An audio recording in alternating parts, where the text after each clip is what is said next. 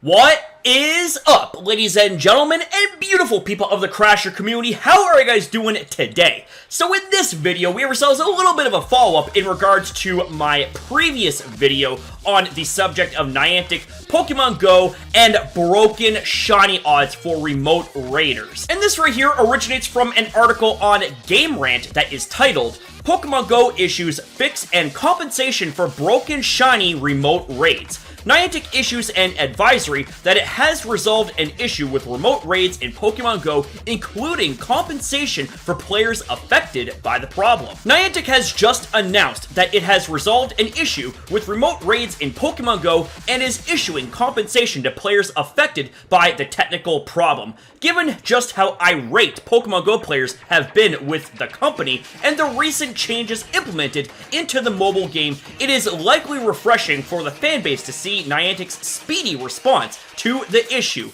With the constant updates and regular content continuously cycling through Pokemon GO's calendar, it is not surprising for the mobile game to experience issues with its activities. Despite the drop in Pokemon GO's revenue and player base, there are still a number of fans who continue to log in and patronize the game while religiously participating in its events. This audience is probably the main target of Niantic, especially now that the company seems keen to compensate its fanbase for any issues involving in-game events and activities. On Twitter, Niantic announced that it has resolved a technical problem in Pokemon GO involving the shiny appearances of legendary Pokemon Uxie, Mesprit, and Azelf in its current remote raids for June 2023. The company will also be giving compensation to players who were affected by the issue, which includes a refund for any remote raid passes that were used during the event. What's more,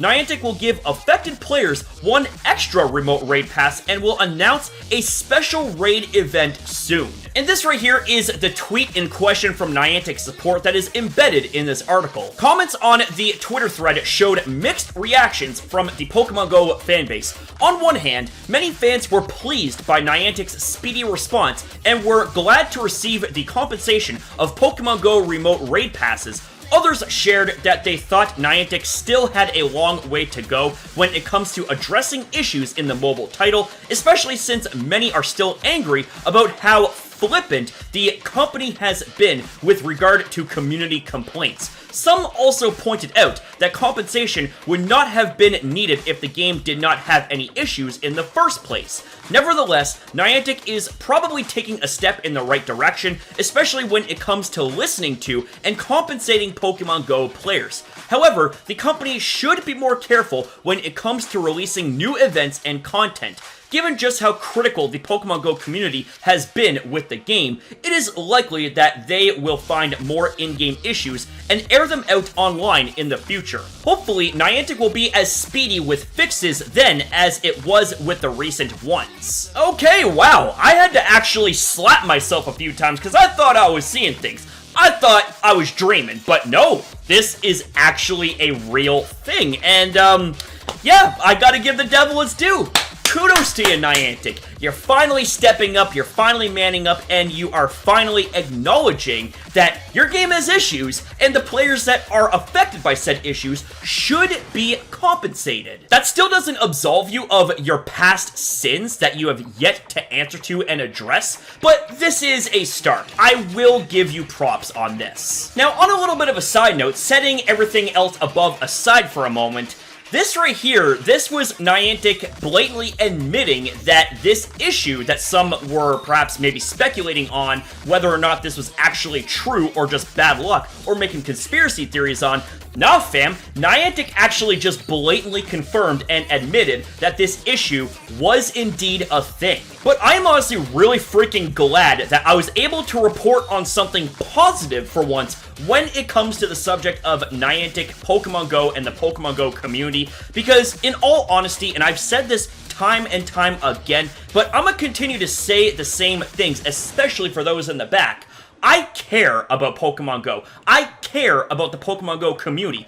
I want nothing but the absolute utmost best for both parties. Pokemon Go and the Pokemon Go player base. That's it. I'm very critical of Pokemon Go and, by proxy, Niantic because I care about the game, okay? I care about the player base because without the player base, Pokemon Go would have been dead. They would have been floundering within a year. But it's because of the player base, the beautiful communities within that player base that kept the game alive, even to this very day during the most turbulent of times. So I may be one of the most critical and real here, but that's because I'm one of the most passionate here as well. But with that being said, ladies and gentlemen, that is it for the video here. Thank you guys very much for watching. Thank you for your time as well in viewing this video. Have yourself a damn good one, you beautiful people. Be kind to yourself, be kind to others, and I will see you next time.